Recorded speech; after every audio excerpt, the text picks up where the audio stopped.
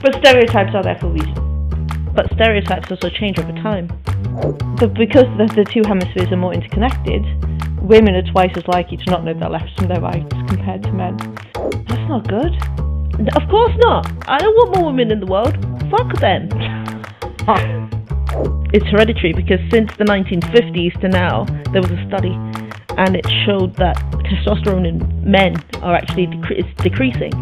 When I was younger, if you wanted to be called, you collected Pokemon cards. Nowadays, you don't even have to put the effort in. You can just say, oh, I'm a gender non-binary, whatever.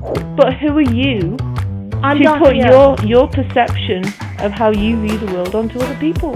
Isn't that what people do anyway? That doesn't mean you have to do it.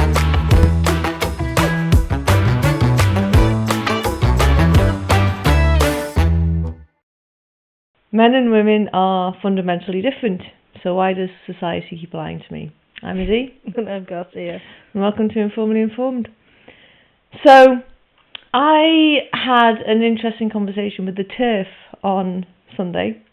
It's a TERF. Trans Exclusionary Radical Feminist. Right. You know the term TERF. I know. Yeah. And we had an interesting conversation in which she was basically trying to tell me that a lot of personality traits or differences between men and women, whereas I would put them down to biology, she would put down to society and the way people have been raised and cultural and all that sort of stuff. And this is when I suggested we do this because I'd previously done a talk on the differences between men and women.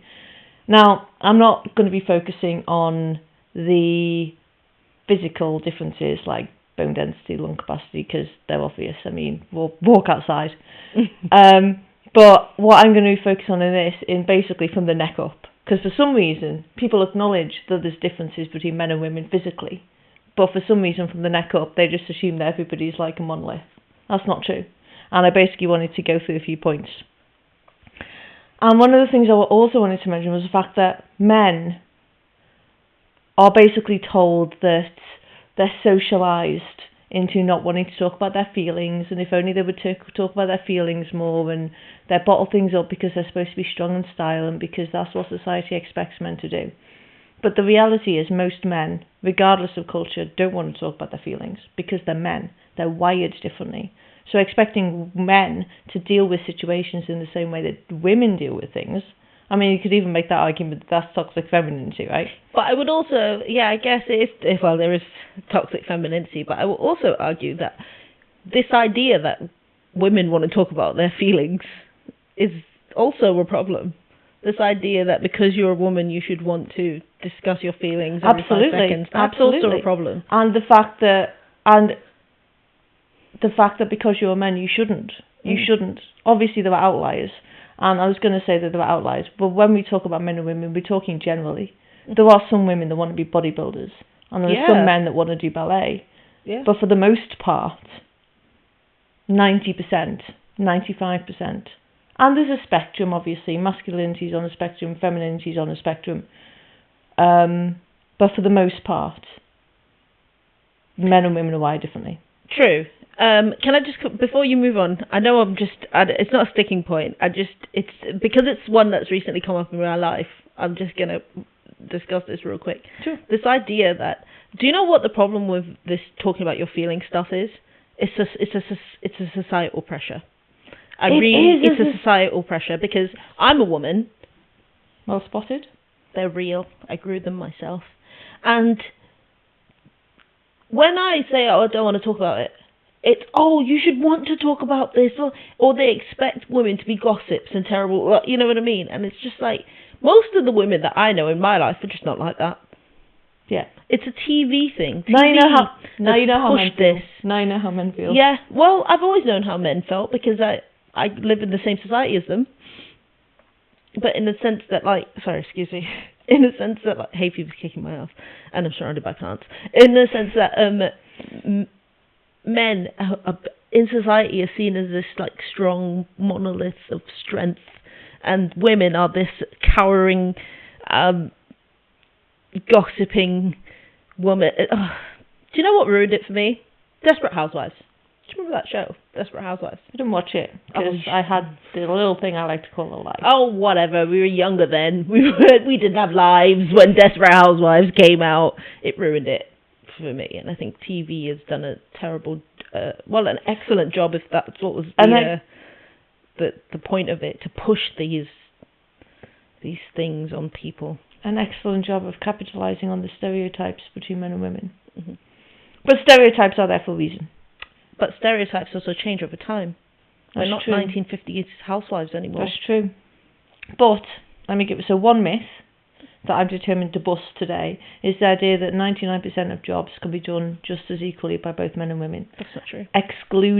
I'm not excluding the physical jobs, which we obviously know men can do better. So MRI scans have shown that men and women have different ways to encode memories, sense emotions, recognise faces, solve certain problems, and make decisions. So what I'm going to do for this episode is split it into what the things that women are better at, and then split it into the things that men are better at, and explain why. Okay. All right, let's start with women, because go women, I guess. Okay. First of all, speech centres. So women have a speech centre in both the right and the left frontal lobes. Men only have one. So if a man was to get a traumatic brain injury on one side, that side of his brain, he'd likely become a mute. A woman can have the same brain injury and still be able to talk because she's got an opposite speech centre on the other side of the brain. Now, this is obvious because women like to talk more, they're better conversationalists, they pick up languages quicker, they tend to be better at learning new languages, they have a larger vocabulary on average, they're better at grammar, spelling, etc. And this is obvious if you look at American politics, because Speaker of the House, the press secretary, sorry. Most press secretaries tend to be women, right? 75.5% of teachers are women, 89% of nurses, and 97% of secretaries. So all jobs that involve communication. Secretaries has a multitasking element as well, but I'll come on to that. The second thing is they're very good at reading body language and facial expressions. This is what gave rise to the whole women's intuition thing. And the reason for that is that women have to know for several reasons. Firstly, babies, they need to know what they're feeling. Women can detect up to 7 tones of a baby's cry. Men can't do that. If you're in conversation with a man, or anybody I suppose really, and you need to know quicker than a man does, whether this situation is going to turn hostile, because you need to either use your language skills to be able to de-escalate the situation or get the hell out of Dodge quickly. Men have physicality backing them up, so it's less important because they can fight their way out of a situation more than women can.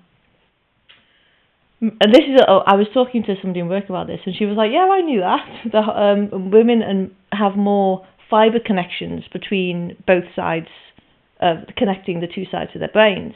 Full fibre, broadband. Yeah, but because the two hemispheres are more interconnected, women are twice as likely to not know their lefts from their rights compared to men. But it also means they're excellent multitaskers. And I know a lot of people will say, well, there's no real such thing as multitasking, and that's been disproven. Yes, if you're focusing on a task, it's easier to finish one task before starting the next. I'm not saying that. When I'm talking about multitasking, I'm talking about things that are subconscious, that you can only focus your conscious mind on one thing.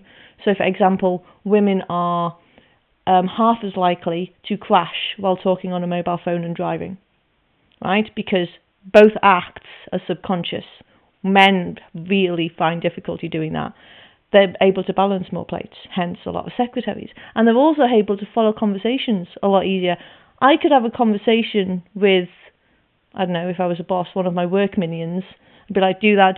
They'll be able to follow a conversation even when a woman changes topic 3 times in one sentence. Men are just going to get what? They're just going to get lost. They're not going to be able to follow it.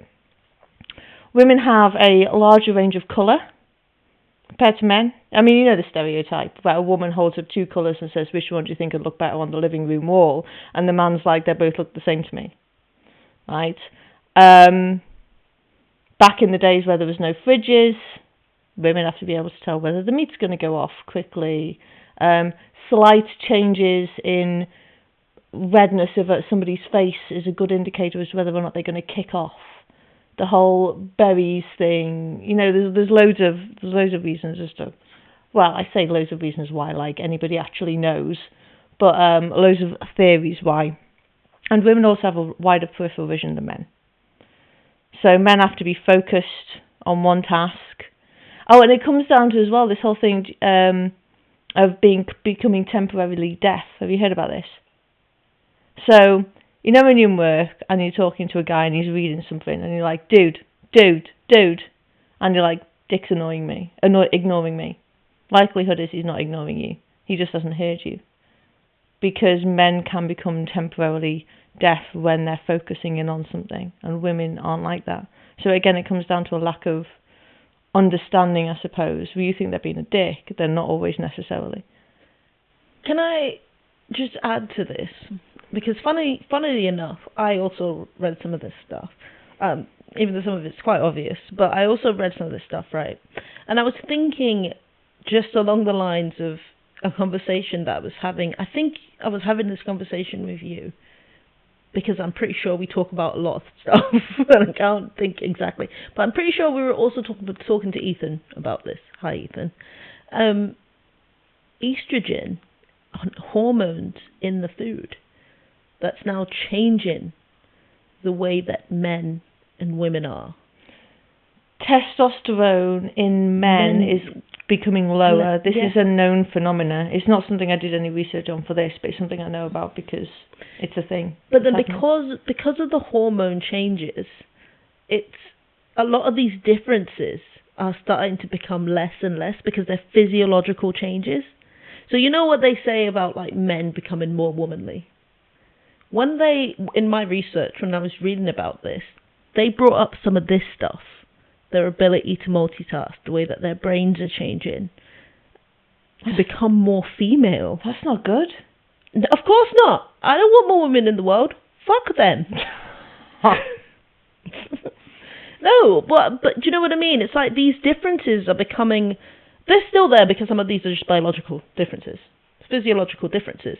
But the hormonal changes are causing some of this stuff to be less and less. And one of them was on brain chemistry. And that's why it's popped to my head, because as you know, I don't remember anything. But one of them was on brain chemistry and how the hormones are changing the way that men's brains are. So my question would then be, is that hereditary? Or if we just stop putting estrogen in the water, is that a conspiracy? It's not conspiracy. It's not conspiracy. It's actually happening. They're pumping hormones into the meat, which is what we eat, and it's also going into the vegetables. So even if you're a vegetarian, because I read this, because also one of my questions is, what if you're a vegetarian? It's the hormones, the pesticides that are being... so it's not conspiracy because they don't think they're doing anything wrong? No. Or they're doing it deliberately? Ooh. Because if they're doing it deliberately, it is a conspiracy. Yeah. Well, I guess it's speculation. When I say conspiracy, I don't mean something that isn't true. Yeah, but I'm talking about conspiracy as in, are they doing it on purpose, or is this they are deliberately doing it, but is it a side effect? Probably.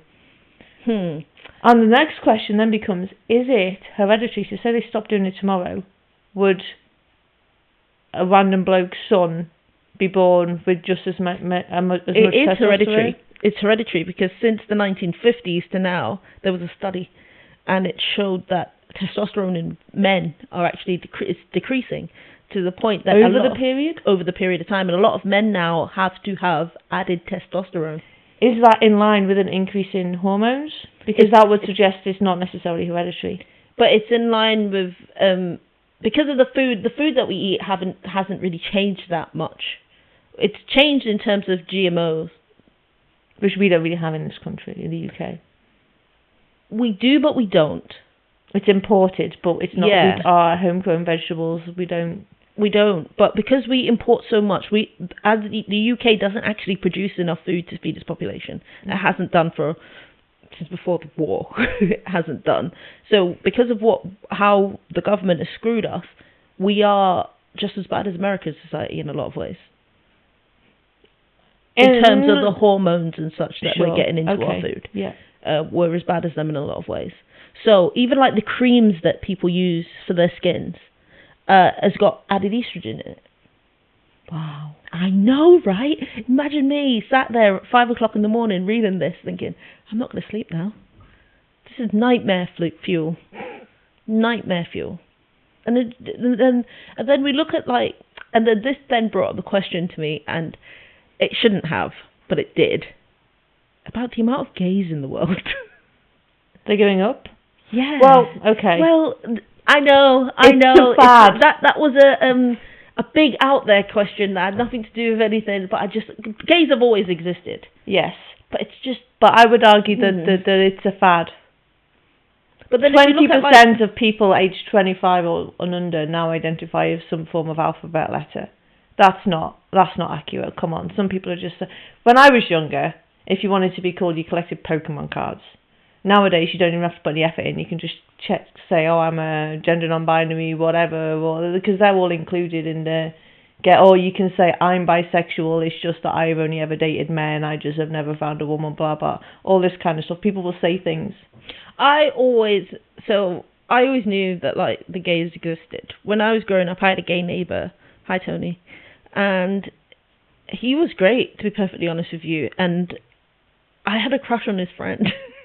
I didn't know I had a crush on his friend, but I did. And I remember I went to a place of work once because I was a young stalker in my prime. But I didn't know I had a crush on her. And I always knew that they existed, but not in the same visibility. But then I also wonder, because social media wasn't what it is now. Do you know what I mean? So people have always had identity crises. Yes, they have. And people, for the most, this whole coming into your own thing, knowing who you are as a person, has existed since the beginning of time. But people used to go off and find themselves, go off. So I don't believe that all of a sudden more people are suddenly realising that they're gay. I think there's a massive social influence I there. absolutely think, especially with children, there's a massive social situation with that. Where they're not really. It was always visible, but never to the point that it is now. And it wasn't something that children experienced. It was something that adults did when they went off to go and find themselves. And teenagers even, or it was when it wasn't socially acceptable like it is now anyway. I don't know. I feel like I've derailed the conversation into sexuality, which we'll have to do do an episode on. But the way that things are right now, I do feel like there's some sort of conspiracy here, because also the birth rates have dropped. But then the gays... There's lots of I could go into all the different reasons as to why the birth rates have dropped. I can, but also what I will say though is that the gays have never had an unwanted child, because they're all planned and wanted. But the straights just willy-nilly. Fucking like rabbits. Although, did you hear about that case where that teacher, this gay couple, adopted a child, then tortured it, raped it, ended up killing it? Oh my God, no. Oh, it was in somewhere in the UK, obviously. I would have thought that was America, to be fair. He was a high school teacher. They recently both got sentenced. I hope they rot in jail. But I did read about they actually turned it into like a TV show or something about this lesbian couple that adopted a bunch of kids and then drove off a cliff, and only one of the kids survived because he jumped out the car. Wow. Yeah. Okay, anyway, moving on. So... But those are bad examples. There's more examples of the gays being good parents. Yeah. Just, the straights. They raised us. Those goddamn breeders, am I right? What are you going to do? Okay, so, what men are better at? First Nothing. of all... No, I'm joking. Directions. Mm-hmm. Reading maps. Like, a lot of women are like, I know how to read a map. Yeah, but how many women have to physically turn the map into the direction that they're facing so that they know whether to go left or right? Men don't have to do that. I mean, I was raised on reading maps. I know how to read a map. A lot of people in our generation were, and obviously there's an intergenerational thing with young people, but men are much better. Like, I know people my age that can't read maps. I know people my age that can't read a map. But men are better at it. It's, you know, and it is a stereotype of women in terrible directions. They are. I mean, I don't know what else to tell you. They just are. I can't remember how many times I've lost my car in a multi-story car park. Men, I have to say, okay, what letter, what number to find my car again. Men don't have to do that. A lot, hashtag not all, but they can just walk out of a pub after going on a pub crawl and go, I parked that way, having never been to that pub before, and gone all the way around the houses to get to that pub. I can't do that. I do have to sometimes do this is my left hand, this is my, have you ever, do you know that? I know my left and my right, so I don't have to do. It depends on what's happening with me, though. It depends on what's happening. Because, like, for example, I wake up stupid. A lot of people do. But, yeah. I wake up and I cannot tell you anything. And then I have to sit there and get, like, put your left hand in the morning, blah, blah, blah. I'm like, this is my left hand. I think this one's my right hand. I don't do that, but I've always known my left and my right. Generally, I do know my left and right. It's just wake up stupid. Next one is spatial awareness. Oh yeah, I've got terrible spatial awareness. Me too. So yes, men sat there at home watching this with their girlfriends next to them. Women are terrible parallel parkers. I mean, I don't know what else to tell you. It's true. And when I talk about spatial awareness, this includes things like, obviously, sports.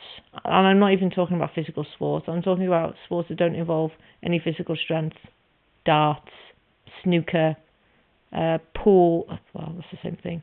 Shooting, all these things that don't necessarily involve physical strength, men are still better at because they have a level of spatial awareness. And that's not, and when you're competing on an elite level, those differences become massive. Not necessarily in general society, but when you're talking about the best of the best, it is massively dominated by men. Can I give a general other example? So, you know, like, if you have a boyfriend, right, for you, and you're sat on one side of the sofa, and then your girlfriend is right up under you, you're like, why can't they give me any personal space? Part of it is because your personal space is viewed as their personal space. I've often been told, and I don't agree with this, because I think the entire idea is ridiculous, because it's not true, that I have a male brain, right? I can tell my own personal space, and I do not like people all up in it. But the women that I've dated want to be right next to me, and I'm like, personal space, and like, well, this is far enough. It's true. Think about it. Yeah. Mm-hmm. Yeah. It's that level of personal awareness of space. Yeah. And it's also, that also translates into jobs and career choices. Architecture, STEM subjects, engineering, well, obviously engineering falls under STEM, but all these different types of jobs are massively dominated by men. And a lot of these jobs tend to get paid more. And that, I mean, we should do an entire episode on debunking the gender pay gap myth. But can I also check back in on this on a previous episode that we did where we spoke about personality types? Because if you remember, we discussed that we both have analytical brains? Yeah, analytical personality types, right? I work in a field that's dominated by caregivers. Because I'm a nurse. We give care. But some of that translates to them not making very good leaders. Do you remember we had this conversation? Because they want to look after. That was in our NHS episode as well. Oh, was it in our NHS? Go back and watch these episodes. But they want to look after people, but it doesn't make them, sometimes doesn't translate to leadership. Whilst you need that analytical mind. And actually, in nursing, if you are a man and you're a male nurse, you're more likely to climb higher in a female-dominated job space. Unless you're a woman who's disagreeable. Because let's face it, I'm not exactly the most agreeable person in the world, and that's fine. But it also doesn't win me any friends and makes me a lot of enemies. Yes, women, for the most part, tend to be more agreeable than men. Men tend to be more disagreeable than women. Disagreeable people disagreeable people tend to get paid more. They tend to rise to the top quicker. So that personality difference is one of the things that accounts for the gender pay gap, not because we're living in a sexist society. If there was a woman that was just as disagreeable, then she would be rising to the top. And I've seen it in NHS. I look at some of the leaders, female leaders in the NHS, but also in private hospitals I've worked in, and they're all very disagreeable. You can practically see them stood there being like, now's the time for empathy. What do I say? What do I do? Have you just described me? I remember receiving a phone call from one of my managers after I was off sick. She's actually one of the managers of the hospital. She rang me. She's like, hi, and I'm like, hi, and she's like, I'm just doing a quick welfare check. I'm like, okay, cool. She was like, so how are you? That was the call. I swear to God, it was hilarious because it was obviously on her to-do list. It's not that she didn't have empathy, but that's okay. Loads of people don't. I'm not one of the people that has a load of empathy, but it's just the way she went. I'm very matter-of-factly, I'm ringing you to do a welfare check. Okay, so how are you then? That was the conversation. I'm like, fine, okay, cool, so I'll see you later. Tick off the list. Whereas somebody that was more caring would have been like, we're thinking of you, we want to make sure you know, that kind of, they would take more effort. But those people don't rise to the top, they don't make good leaders. It's funny you should say this, because we were discussing it before we started filming this, wherein I struggle when I know that someone's being fake. Like, when I know that I have to just put up with it because I'm in the workplace setting. Whilst, in general, I would rather you be your authentic, unsympathetic, unempathetic self, because that's who I plan to be. However, I hear you. I know, you said it. I'm not going to know, that's not what I was going to say. What I was going to say was, just because you're not empathetic, why do you assume that the people that are empathetic are being fake? Interesting question.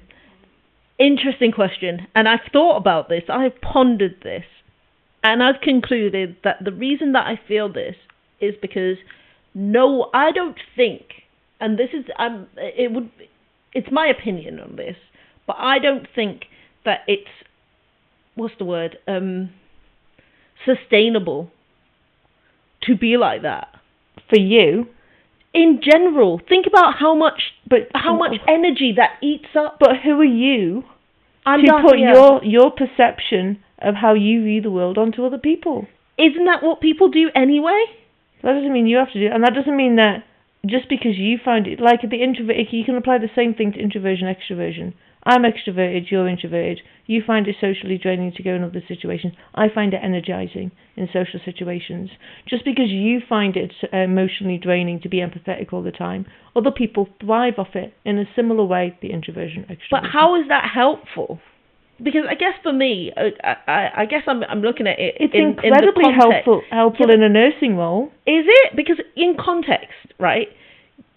You're not required, for me, the way that I view the world, because obviously world. The way that I view the world is that it's unhelpful for you to be like that when you're dealing with, like, let's say you're in a busy place and you're dealing with different members of the public all the time who are coming to you with all their problems and whatnot.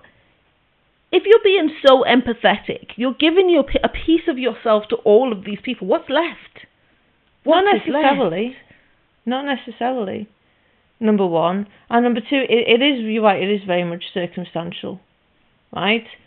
So, I had a radiographer, a new radiographer, I might add, tell me I was too empathetic the other day. I know. The look we both just gave each other. Thank God it's on camera. The reason why he said I was sympathetic is we were putting some contrast to a patient's cannula for the scan. She screamed out in pain. I stopped the injection because I thought the cannula had tissued. Turned out the cannula hadn't tissued, it was just her going in. Normally, if it hurts him going in, I leave it. I ain't recannulating. You know, it is what it is. It's going to hurt, unfortunately. It is what it is. But then I think he thought that the reason why I'd stopped it is because it was hurting her. So that's when he went, "Oh, you're too empathetic." I was like, "No, I thought it tissued." Basically, that's the story. I guess for me, it's because I find it hard to. I wouldn't say I'm unempathetic. No comments from the peanut gallery. I wouldn't say I was unempathetic. I would say that my job doesn't actually require me to be empathetic. It requires me to do my job. There's been multiple situations in work where my lack of empathy has come in very handy. Like we had a claustrophobic patient in CT. Every time, it's not even an MRI scan, do you know what I mean? It's a CT scanner, but okay, whatever. It very rarely, practically never happens. We never get patients that are that claustrophobic they can't tolerate a CT scanner because they're really open. It's not like an MRI machine where it happens on a daily basis, right? Every time they took the patient in, she would screech, they would take it out, she went in, screech, and I'd come in as I was going on, she can't tolerate it, she can't, I was like, move, yes you can, and just moved the patient all the way, and she was screeching, she was, but I took the patient all the way down, as low as it would go, so there was more space up above, took her all the way in, and then slowly brought the bed up, and I was like, there we are, that's fine, don't touch anything, you're going to go in now several times, and we just did the scan, and I could see her arms doing this, and I was like, oh, I was like, be fine, leave it, be fine, we got the scan's more important. Now, there are certain times, like if you're somebody whose job it is to break the news that they've only got 6 months left to live, then yeah, empathy is going to come in very handy in those situations. I will say this.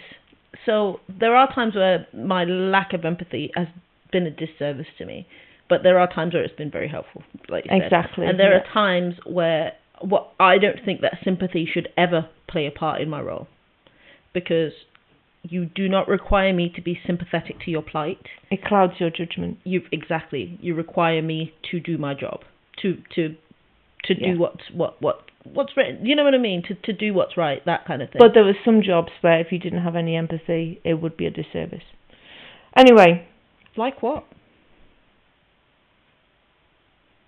Counselling, palliative care.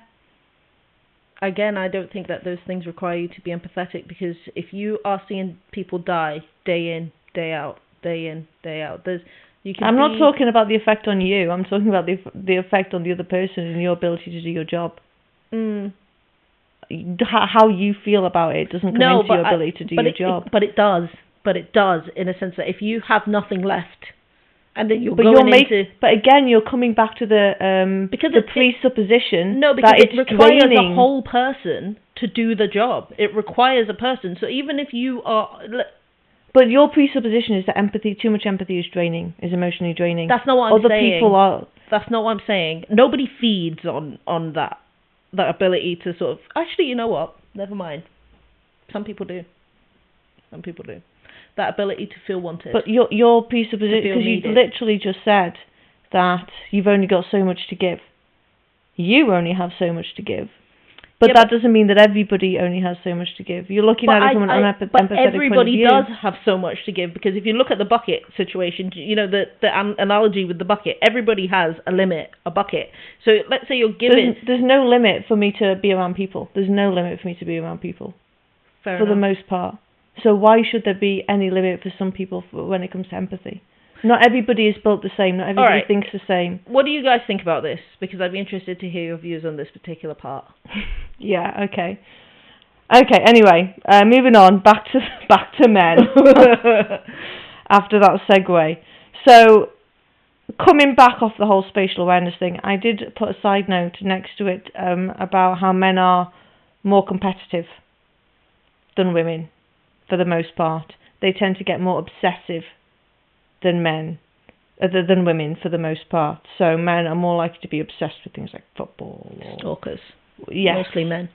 All this kind of... Actually, that's not entirely true. No. Online stalking is predominantly women doing it. But in-person stalking, traditional stalking, men. The point is, men have the attributes that make them more likely to become CEOs. So it's not necessary. So everyone's like, well, the gender pay gap and the CEOs and that is because people are discriminating against women. They're not. A lot of women just don't have the personality traits. A lot of women don't want to work 70 to 80 hours every week for the rest of their lives to get to the top. They are more likely to want to work part-time roles. Men are more likely to want to move away, are more likely to be willing to move away for work, for jobs that are paid more. They're more likely to get danger pay. Risk, yeah. Women are more likely to take jobs that are paid less because they are looking forward to doing them. Whereas men would rather choose money over enjoyment. Women are more likely to go for enjoyment of the job over money. There's all these different factors that come into the gender pay gap. I'm not saying there's no discrimination. I'm sure there is. If you can find me and provide me evidence, I'll believe you. But for the most part, the gender pay gap due to discrimination and sexism is just not a thing. And there's loads of evidence. The only thing I will say is that averages, individual situations are greater than averages. So there's that as well. Yeah, but obviously, as we preface this entire conversation by saying we're talking about the majority, not every situation. No, true. But in terms of the majority and what we described as the majority, individualism is actually greater than the majority. It's just that we look at, and when they look at these studies as well, sample sizes. So if people have two candidates in front of them, that's an individualistic decision. And they're basing it on personality traits that more men happen to have than women, which is why you're seeing that disparity. But it is an individualistic choice when they're making that decision. I also wanted to mention IQ. This is a touchy subject because, again, all of the papers that I've read around IQ are very much averages, and also they look at a very specific. I've not seen any past the year 2000. Okay, so men and women have exactly the same IQ on average, exactly the same IQ. Women tend to operate more around the mean, whereas men go from one end of the spectrum to the other more often. Got more male geniuses compared to women. You've also got more men that are less than genius. Thick. Slow. Yeah, so this is why there have only ever been 3 women in history that have ever cracked the top 100 when it comes to chess, because chess and IQ go very hand in hand because it tests the same sort of abilities, right? But also, they were never measured in women's. It's a whole thing, because I also read around chess is segregated, and it should be segregated. That's the point I'm trying to make. It should be segregated, because if you integrate male and female chess, if you get rid of the women's, then all you're going to do is stop women from doing well. Anyway, in school as well, boys don't tend to do very well in primary school because there's a lot of communication, their verbal skills. When they're learning all these new skills, they tend to fall behind. Secondary school, it's girls that tend to fall behind in things like physics, maths, anything that involves spatial awareness. And in conclusion, should we say, based on everything that I've said so far, this is why aiming for equality of outcomes is a really bad idea. When people say, well, only 7% of the FTSE 100 CEO companies of CEOs, you know what sentence I'm trying to say, are women, and that's bad. Is it bad, or is it just being a CEO is just interfering with things that women would rather do? Aiming for 50-50 representation is a bad idea, because all that results in is individual discrimination based on gender. And that's a bad idea. Discriminating against women who wants to be nurses because they're trying to get more men in, and discriminating against men who want to be engineers because it's a male-dominated field. Stuff like that. So, the solutions. My main solution is, I know this is a bit of a cliche, but education. Teach people that biology is biology, that stereotypes do exist for a reason, and that not everything is a social construction. I don't agree with your conclusion. How have we got here? I agree to an extent. I haven't finished. But go on. I was going to say, stop trying to make men feminine and women masculine, and I'm going to add on to something that I've not written down. Stop putting estrogen in shit. And come to an understanding, come at it with an understanding for the opposite sex. And I think learning this stuff is going to make it easier. Like, if your girlfriends understood how you felt about personal space, they'd come at it a level of understanding. If, you know, if a man is getting really frustrated because a woman can't read a map, there's a level of understanding. Not a patronising, oh, she's only a woman, she doesn't. But there's a certain... If I'm talking to a guy in work, and this happens regularly, I'm like, dude, he's not ignoring me, he's not being a dick, he just can't hear me because he's reading something, because sometimes men do that. It's going to cause less arguments. Men tend to be more disorganised compared to women. Another difference, right, that I've not written down. There's a lot more differences than the ones I've put down here. But if we continue down this path of social engineering, that's where troubles are going to lie, and is going to make men and women unhappy, because they're going to feel this social pressure to be something that they're just not. That's it. Anyway, we'll wrap it up, and we'll see you in the next one. See you in the next one. Let us know if you agree or disagree with any of our views. That's the point of the conversation. Join in. Don't forget to like, subscribe, and hit that notification bell.